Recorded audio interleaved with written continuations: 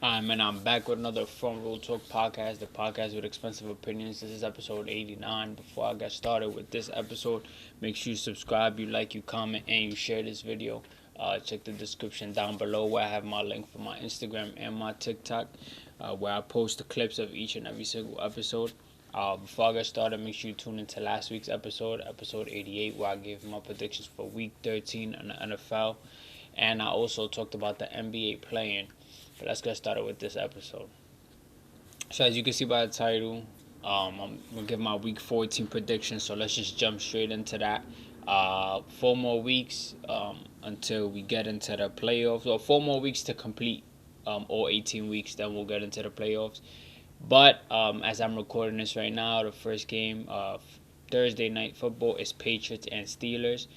Patriots just currently scored. They're up 7-zip. It's starting to get to the point where it's like, I'm gonna want certain teams to win and certain teams to lose for a reason. Steelers is in same conference division as the Ravens, so it would be nice if the Steelers do lose because that'll just keep us in first place if we're in our division.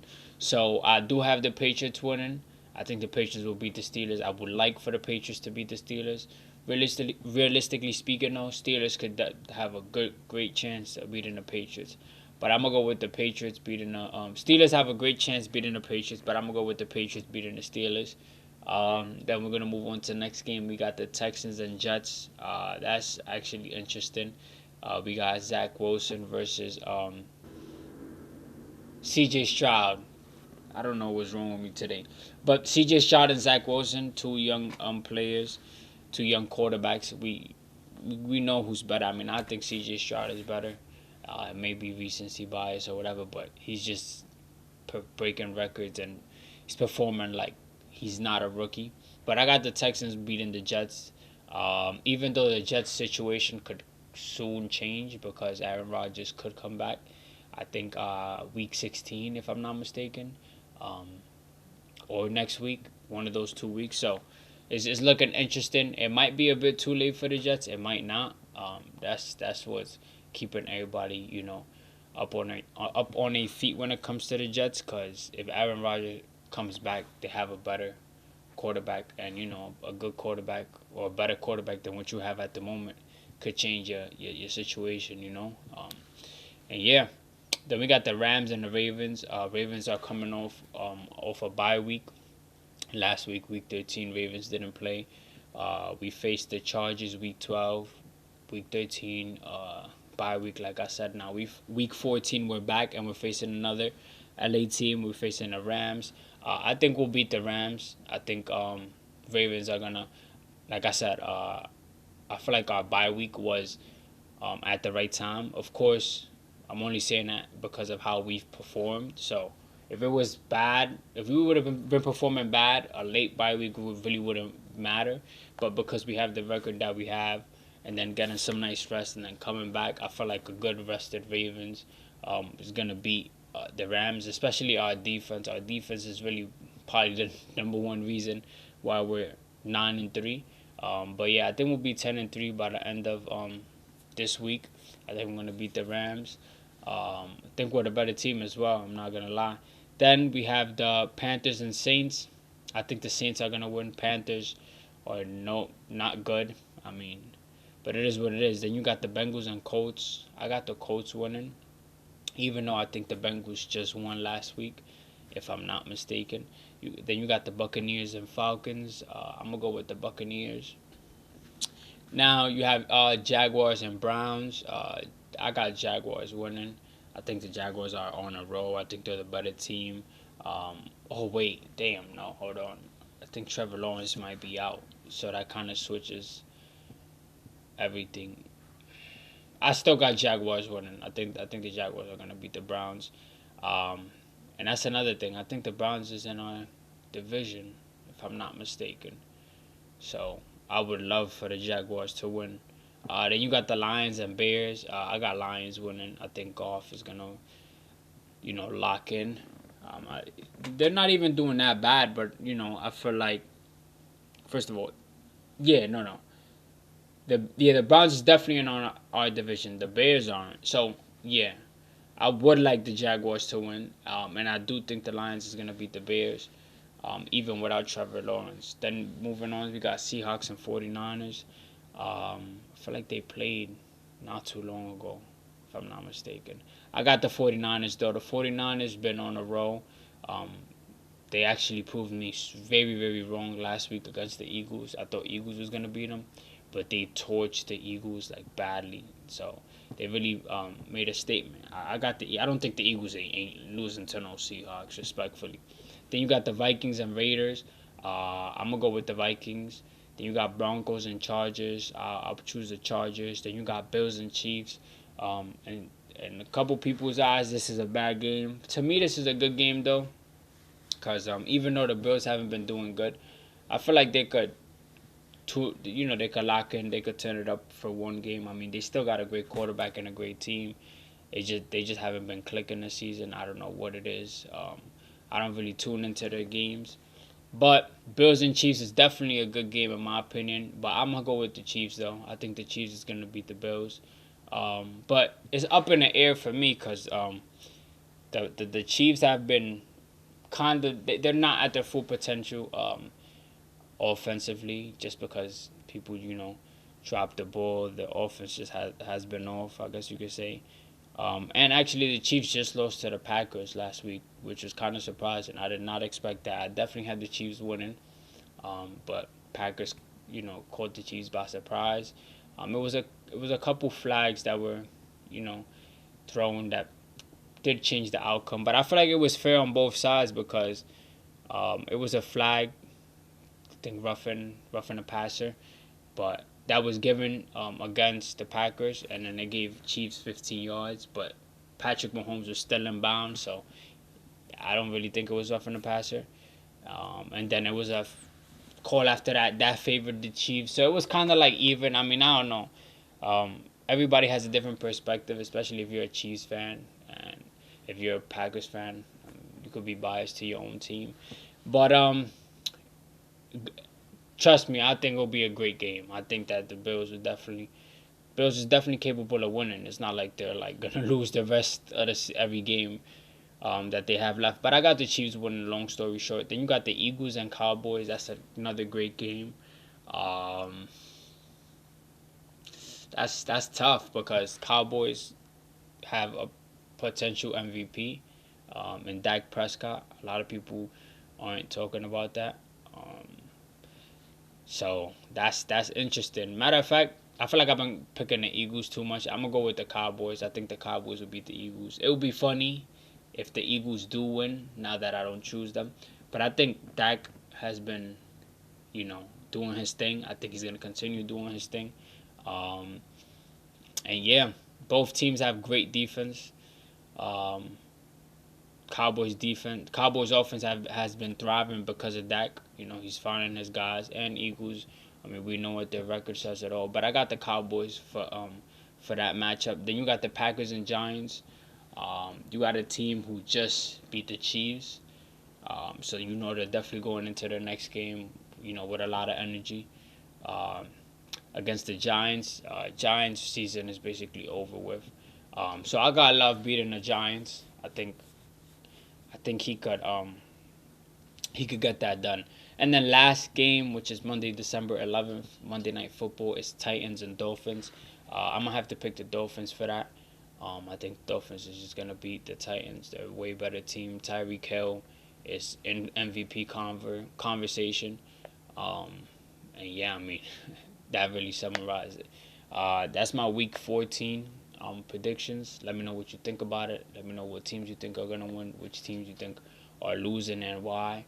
And yeah, now to um, switch it up, but not really, because I'm still talking about sports. I'm gonna be talking about the New York Yankees and who they just acquired. Before I even talk about that, I probably talked about baseball one other time or two, probably just one other time on the channel. Um, it is a sport that I'm not. I mean, clearly I'm tuned into more football and basketball than baseball. Baseball season is pretty long, but for those who don't know, I'm a Yankees fan. I mean, whole family's a Yankees fan since I was in shit, since I was little. Um, and yeah, I mean, what can I say? It ain't really no new news by the time you guys are seeing this, but it did happen yesterday, Wednesday. But the Yankees acquired Juan Soto, Dominican player, really really good. For those who don't know who he is, he was with the Padres, San Diego Padres, and he's tough. I mean, you could go and search up his numbers and what he's done, so far in his career. So for that for that guy, for that addition to be added right next to Aaron Judge is definitely something that benefits the Yankees. Um, and I feel like the Yankees as a fan base are like asking or are thirsty or whatever word you want to put for a chip because it's been so long. I mean, last time the Yankees won the World Series was 2009. It's over 10 years ago. And I feel like it's one of the biggest franchise in baseball, with the most championships, probably the most loyal fan base there is, and yeah. But besides that, I'm really excited of the addition, just because it's a great player. The chances of them winning it are higher. Of course, it doesn't guarantee it 100% because you still got great teams out there who are hungry and who also have good players. But just the fact that I know I'm gonna be able to attend and watch Soto and Judge play in the same team, it's it's gonna be they're gonna put up a show, gonna put up a good season in my eyes. Hopefully we don't get swept by no Houston or no none of that. Hopefully the outcome totally changes. I feel like Yankees fans are a bit frustrated, so that addition kind of gave us a relief. Of course, we still got to see them play, but just it shows how the Yankees, front office or whatever, is heading into the right direction. I mean, it's about time that they do. Now, with that being said, so yeah, Soto is now a New York Yankee officially. But I just want to name the potential Yankees lineup, um, batting lineup, and in my eyes, before I even name, say the nine guys, I just want to say that this lineup is really, on paper, of course, it's gonna really be hard, to pitch to, cause it's just so much contact hitters, so much heavy hitters. So yeah, but we got DJ LeMahieu at number one as an opening, the first bat, which is the third baseman.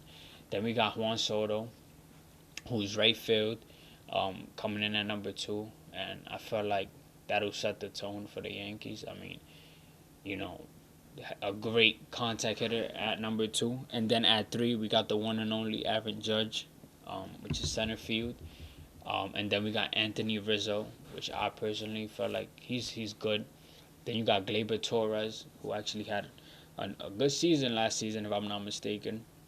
Then we got Giancarlo Stanton at six bat. Um, I hope he stays healthy. If you're a Yankee fan, you know what I'm talking about. Or if you're just an MLB fan, if you really watch baseball, you know what I'm talking about. I'm not so tuned in, but I'm tuned in enough to know, you know, who's healthy, who's not.